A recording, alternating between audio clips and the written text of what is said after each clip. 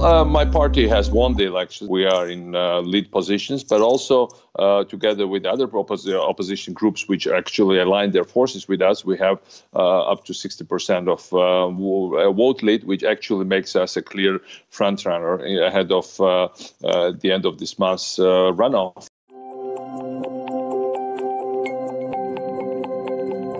I said beforehand that I would go to Georgia back either way to be part of political process. That at the same time, I made it very clear that I'm not seeking any formal position in whatever future Georgian government, for a clear reason that we would like to, I would like to be active part of the process, but also to allow other people to move in and to have broader base for new leadership and for a real change in the country.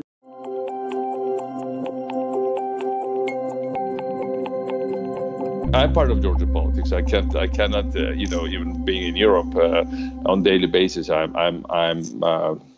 have my television appearances. I address the rallies almost on daily basis by via Skype in different parts of Georgia. It's the same I did do from time to time in Ukraine. What I'm saying is that I'm not running for any particular office in Georgia, and I clearly indicate to my people that I would like to support new people to get those positions in that country.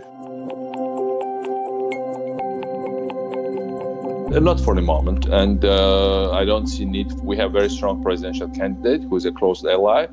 We clearly have a very young team of young reformers who started to work under my government, but also new ones who joined us when we were already in opposition. And it would be for me preferable if I could make this position people to put in. I can help them to be placed in such position where they can be a new government in Georgia.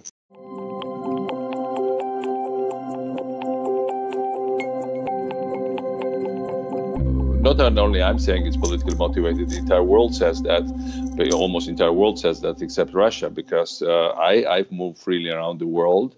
I'm not only move around the world, but I meet freely, and I'm received by leaders of different countries, and nobody ever mentioned these convictions. Everybody understands that it's clearly political fabricated cases. Now, I've clearly made it very clear that I will not seek any pardon from new president. Why? Because I think as soon as we have new president, there will be also the judicial system will be freed from adverse influence of oligarch Ivanishvili and his oligarchic cronies.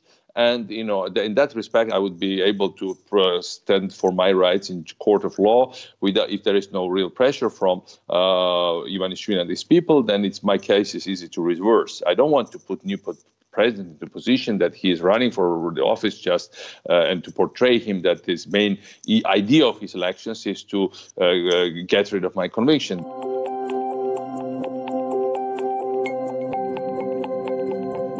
Absolutely. I'm sure that the fact that right now looks like most of the political spectrum and voters do support the political force that I happen to also, incarnate, and which clearly shows that they don't believe in charges against me.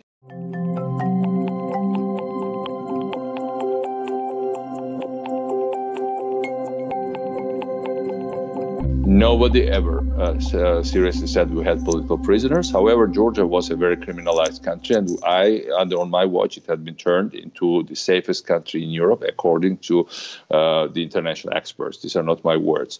Why they want me back as a political leader? Ask the Georgian people. They clearly vote for change, but they also they clearly vote in support of the party that I've created, that I chaired, the coalition that I'm part of.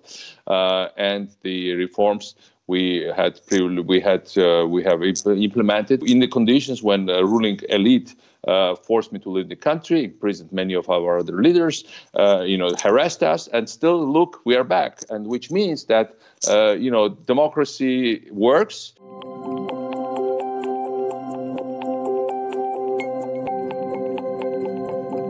I don't know who is speculating on that, but I've turned Georgia into a full-fledged democracy. That's why we had change of power. We have changed. We have democratic culture, and I'm obviously nobody had ever described me as a serial human rights offender or even more like authoritarian leader. I'm sorry, but the facts are against it. The fact is that Georgia had been very successful. We've come under strong also PR attacks from our northern neighbor, Russia, which basically did tremendous, invested heavily into my character assassination, but people didn't buy it. People didn't buy it, and that's why I'm free to live in Europe.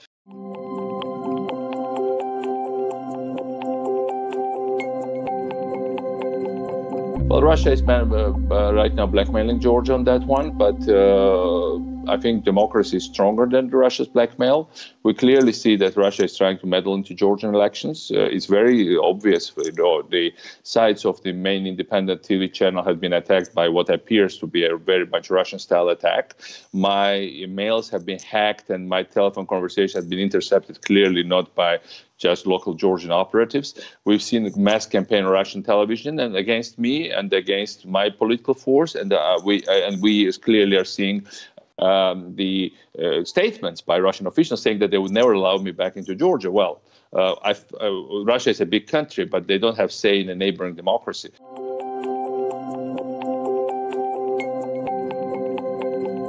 That's the only way for Georgia to advance, is to become pro-Europe, pro-NATO, and to be a free and democratic liberal society.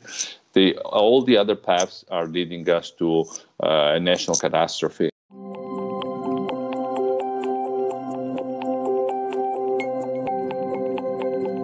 Well, it's a half joke. Well, Donald Trump actually had said when he was still a businessman that I was his inspiration.